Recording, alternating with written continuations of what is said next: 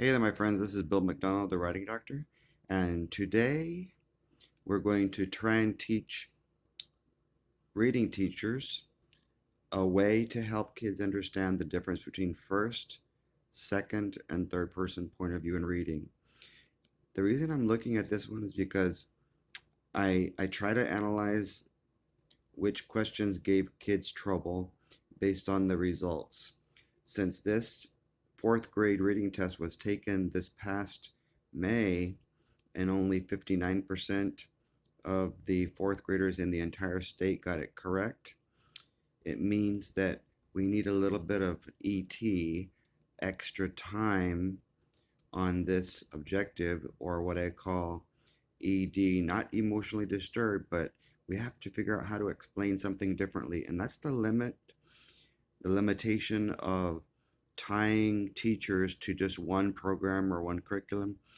It would be like telling a doctor that he can only use one prescription for all of his patients, regardless of whatever the illness is that the patient happens to have. So I really feel like I'm a great supplement or asset addition to any reading, writing, motivation, or math classroom.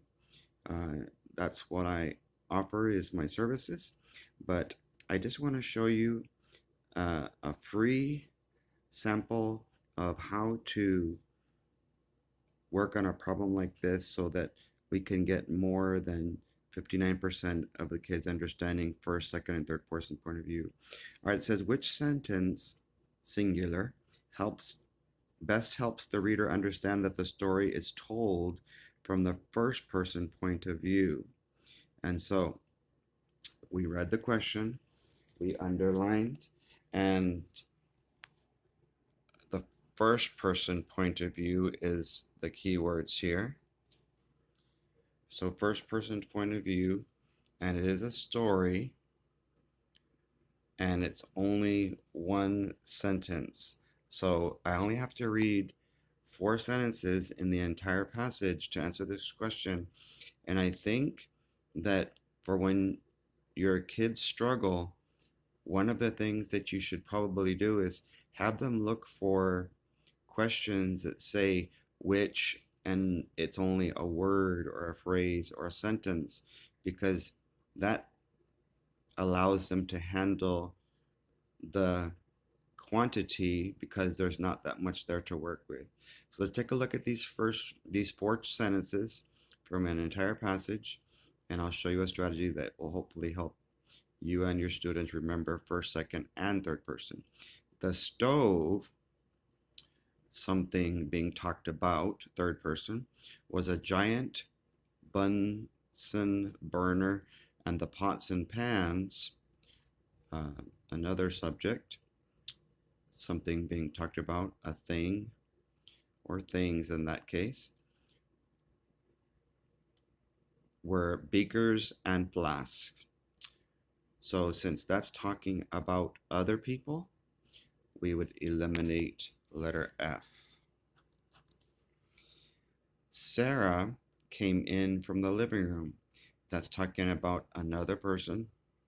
Third person, this is one way that I kind of drew it. It's not talking about me, it's not talking about you, it's talking about another person. So one way you could draw is have one arrow coming out of the person's eyes, excuse me, and using the arms as the second and third arrows, thinking of third person that way. Then letter H. Then she, third person, showed me what I needed to do. So since that one has the pronouns me and I, since I am in there, that's the first person in paragraph 10. So that's the answer that we're going to pick. We'll eliminate letter G because it is third person. Sarah, again, third person, about the person being talked about, the subject. Wrapped the lid with one of the yellow gloves by the sink, comma, took a deep breath, comma, and twisted. And so those of you that are having to teach editing, you would also mention here commas in a series. The one person uh, with a compound predicate doing three things.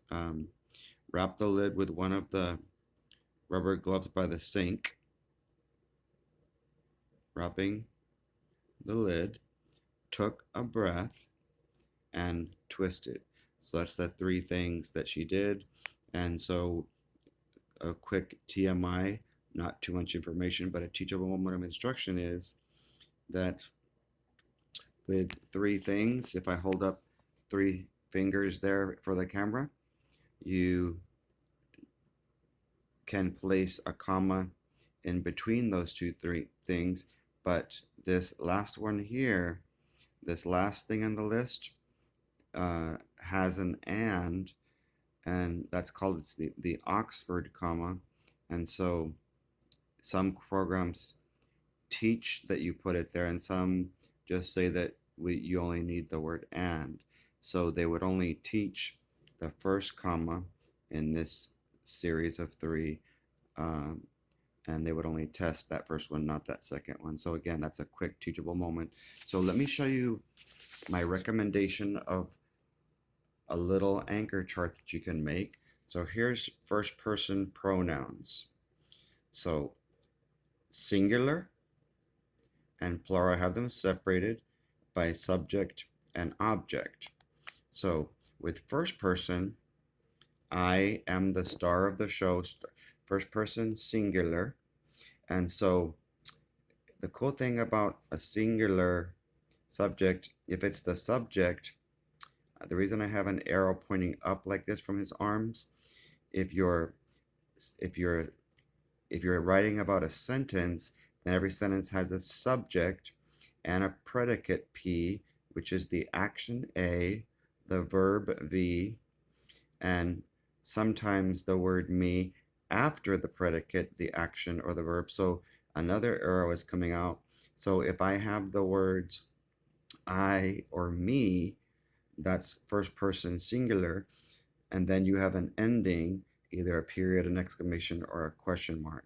So that gets confused a lot by students. So um, anytime you have the pronoun capital I in a sentence, there's always going to be a predicate afterwards. Even if you have I later in the sentence, there still is going to be a predicate that comes after it.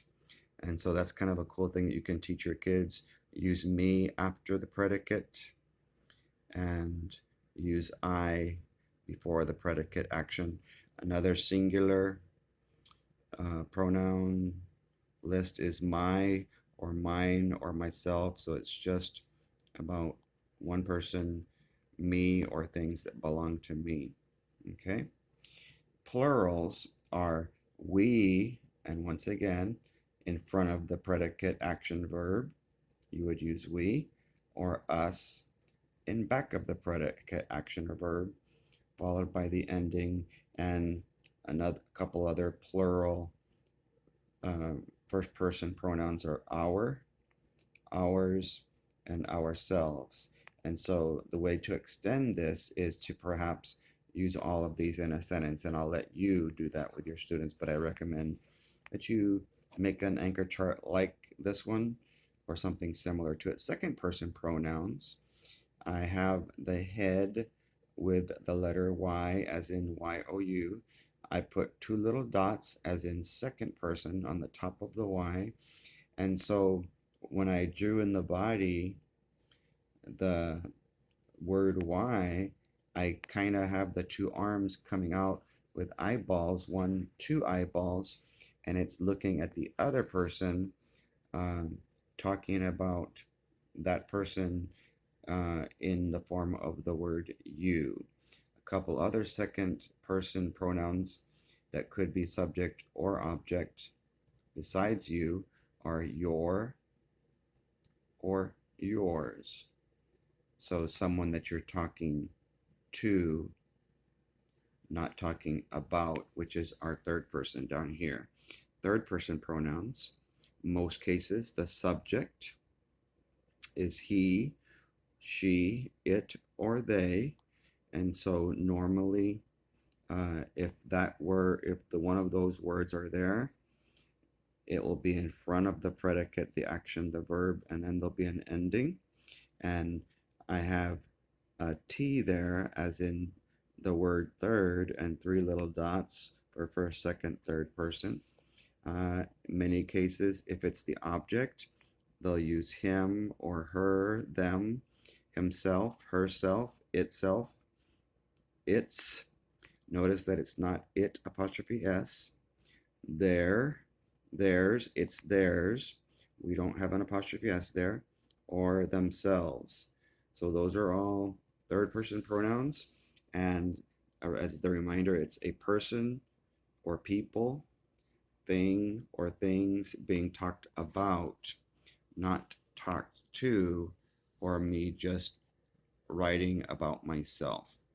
So I hope that you like that. Please share this video. Click like on the YouTube page. Subscribe for me, please.